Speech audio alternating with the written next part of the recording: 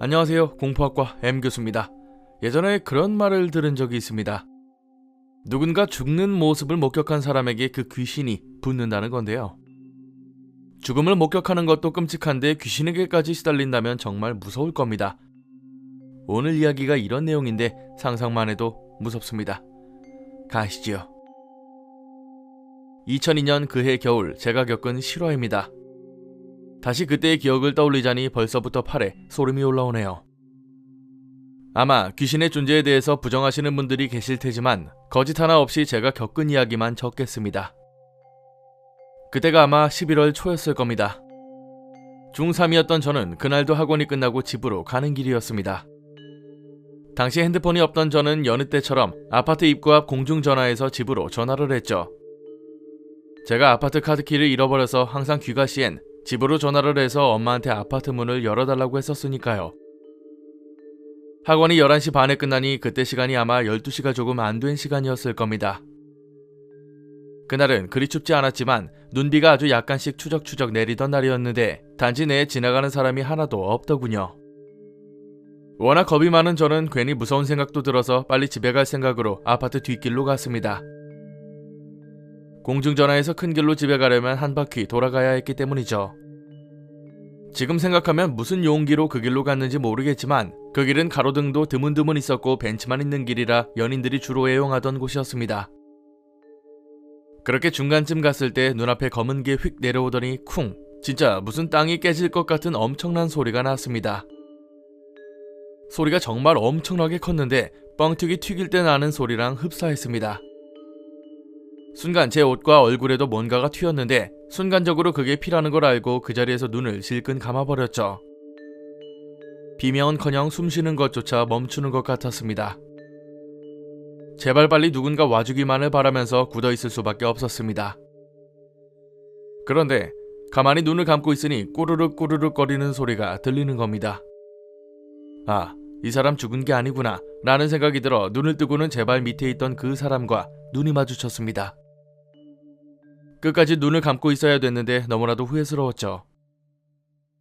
공포 영화에나 나올 법한 모습이 눈앞에 펼쳐졌습니다.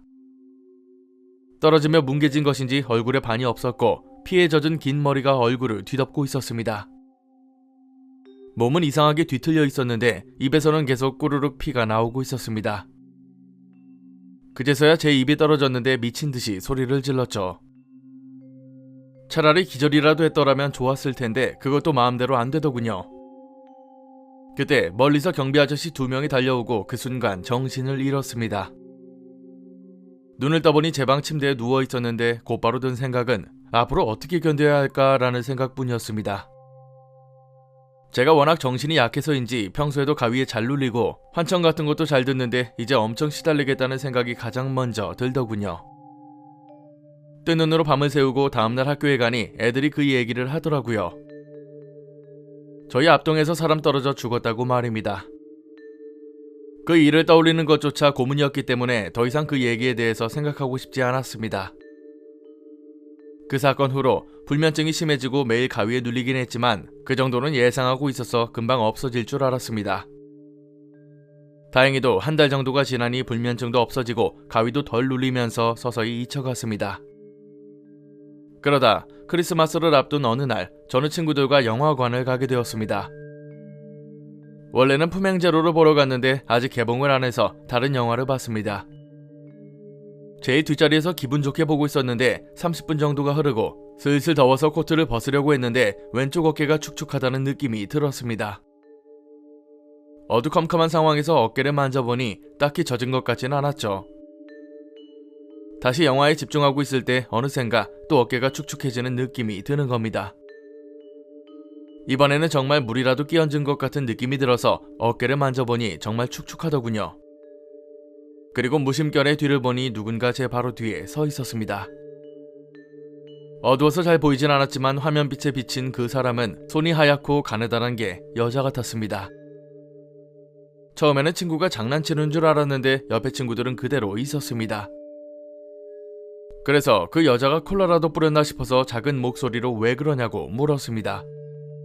그랬더니 갑자기 왼쪽으로 쓱 가더군요.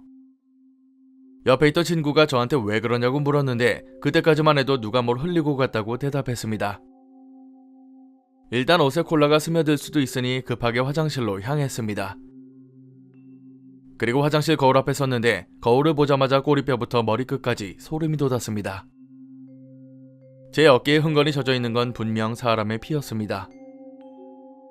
일단 사람도 없고 해서 재빨리 옷을 벗고는 그 부분을 물로 빨았는데 냄새 또한 분명 피비린내가 진동하더군요. 혼자서 있는 욕 없는 욕을 다 해가며 비누로 옷을 빠는데 금방 묻은 피라 그런지 다행히 물이 빠지더라고요. 그런데 욕은 하고 있지만 생각해보니까 너무 무서운 겁니다. 절대 귀신이라는 생각도 못하고 정말 미친 여자가 쫓아오면 어떻게 하나 겁에 질리기 시작했습니다. 얼룩이 많이 남긴 했지만 급한 대로 영화관 들어가서 친구한테 이 사실을 말했죠. 그랬더니 친구가 그냥 귀신인 것 같다고 장난스레 말하더군요. 뭐라 보여줄 수도 없고 난리칠 수도 있는 상황도 아니라서 일단 가만히 있었는데 계속해서 주변만 살피고 영화는 제대로 보지도 못했습니다. 그리고 조금 있으니 슬슬 추워져서 코트를 다시 입으려고 했는데 이번에는 영화관 구석에서 누군가 서 있는 게 보였습니다. 어두워서 잘 보이진 않았지만 분명 제 쪽으로 몸을 틀고 서 있었죠. 화면을 보다가 다시 봐도 그 자리에 그대로 사람이 서 있었습니다. 겁에 질려서 친구한테 말하는데 이제서야 친구도 뭔가 이상하다는 느낌을 받았나 봅니다. 그쪽을 보고는 저 사람은 표 없이 그냥 들어와서 보는 사람 같다고 둘러대더군요. 도저히 무서워서 여기 못 있겠다고 나가자고 졸랐는데 나머지 친구들도 대체 왜 그러냐며 같이 따라 나왔습니다. 그리고 제 옷에 묻은 걸 보여주니 다들 그 변태새끼 기다려보자고 말하더군요. 그런데 영화가 끝나고 아무리 기다려도 나오지 않았고 다시 들어가 보니 어느새인가 사라져 있었습니다. 그 길로 친구들과 저녁도 안 먹고 그대로 집으로 돌아왔습니다. 거실에 계속 누워있다가 제 방에서 컴퓨터 하는 동생에게 저녁 먹으러 나오라고 하고는 동생 옆에 앉아 잠깐 구경했습니다. 동생이 컴퓨터를 끄고 같이 일어나려고 했던 순간 모니터가 꺼지며 어두워졌을 때 웬 여자가 제 어깨에 머리를 기대고 있는 게 순간적으로 보였습니다.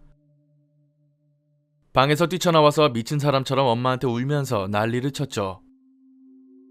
동생은 그런 거 못 봤다고 저한테 쇼하지 말라고 하니 울분이 터지더군요. 엄마는 제가 그런 걸 봤으니 더 그런 거라고 하셨지만 도저히 납득이 가진 않았습니다. 밥도 제대로 못 먹고 누워서 스스로 달래기를 시작했죠. 어찌되었든 100% 내가 만들어낸 환영인 것이고 내가 헛것을 보는 거라고 수십 번을 되뇌었습니다. 그렇게 잘 시간이 다 되었는데 슬슬 잠에 들 무렵 소리가 들렸습니다. 꾸르륵 꾸르륵. 낯설지 않은 그 소리가 들리며 심장이 터지는 것 같았습니다. 이건 내 상상이야. 그런 여자는 없어. 내가 잘못 들은 거야. 그리고 눈을 떴을 때 제가 봤던 그 여자가 앞에 서 있었습니다. 그때와 똑같이 뭉개진 얼굴, 긴 머리, 타이트한 청바지. 분명 그 여자였습니다. 그리고 눈을 떴을 때 알람 소리가 들렸고 해가 떠 있었죠. 글이 너무 길어졌지만 결론만 말씀드리자면 그날 이후 밤낮을 가리지 않고 그 여자가 제 앞에 나타났습니다. 보름 사이에 8kg이 빠졌고 사는 게 아니었습니다. 정말 죽고 싶다는 생각이 들 정도였는데 나중에는 쓰러져서 학교도 며칠을 못 갔습니다. 방학 기간에는 신경치료도 받아보고 굿도 해보고 별걸 다 했죠. 하지만 되려 저를 놀리는 것처럼 더욱 기상천외한 모습으로 나타났습니다. 그 여자의 식구들은 이미 이사를 갔는지 찾아가도 없었고요. 이러다가 정말 죽겠구나 싶어서 나중에는 그 여자한테 살려달라고 빌기도 했습니다. 용하다는 무당을 찾아가도 순간뿐이지 결국 또 나타났고요. 이 글을 쓰고 있는 지금도 당장이라도 그 여자가 나타날 것 같습니다. 아무튼 속수무책으로 당하고 있던 당시 학교 국사 선생님이 집으로 전화를 주셨습니다. 당시 제가 겪고 있던 내용을 알고 계셨는데 본인이 아는 무당이 있다고 대뜸 전화를 주셨던 거였죠. 일단 알겠다고 하고 전화를 했는데 무슨 예약을 하는 데만 3일을 기다리라고 했습니다. 엄마랑 이모도 당장 애가 죽게 생겼다며 사정사정을 했는데 그제서야 겨우 만날 수 있었죠. 그 무당을 처음 만났을 때 정확히 이 말을 했습니다. 그러게 왜 죽은 년 몸을 건드려? 논란보다도 억울했던 저는 제가 무슨 몸을 건드렸냐고 손도 안 댔다고 말했죠. 그리고 그 여자가 지금 옆에 있으면 제발 내가 안 건드렸다고 말해달라고 사정했습니다. 문제는 제가 나중에 기절했을 때 그 여자 쪽으로 쓰러졌다는 걸 그제서야 엄마한테 들었습니다. 이미 시달릴 대로 다 당해서 공포보다는 어이가 없더라고요. 원래 초상집도 스스로 죽은 사람 초상집은 가는 게 아니여. 지가 죽어놓고도 한이 많어 저녀는. 아주 네 안에 들어가려고 작정을 한 년이여. 결국 귀신을 달래야 한다는 말에 두 번째 굿을 받게 되었습니다. 정말로 다행히도 그 이후에 다시는 그 여자가 나타나진 않았죠. 하지만 한동안 후유증에 시달리며 정상적인 생활이 불가했습니다. 작은 소리에도 소스라치게 놀라고 혼자 있는 것도 못했으니까요. 그렇게 2년이 지나고 나니 그나마 정상적으로 사라지더군요. 아마 이런 일을 겪을 분들은 많지 않겠지만 혹여나 살면서 죽는 걸 목격하신다면 꼭 조심하시길 바랍니다. 이야기에 반전이 있네요. 기절하면서 그 여자 위로 쓰러졌다고 하는 게 조금 소름 끼칩니다. 아마 무당했던 말처럼 스스로 운명을 정했지만 그만큼 억울한 게 많을 수도 있겠죠. 결코 좋은 일로 그런 결정을 한 건 아닐 거니까요. 귀신은 우리가 아는 사람처럼 이성적이지 않고 엄청 이기적인 존재라고 합니다. 그러다 보면 저런 흉악한 짓도 할 수 있는 게 귀신이라고 하는데요. 당연히 글쓴이분과 비슷한 경험을 하기는 어렵겠지만 혹여나 주변에서 그런 걸 목격할 경우에는 그냥 지나쳐가는 게 좋겠죠. 오늘 강의는 여기까지입니다.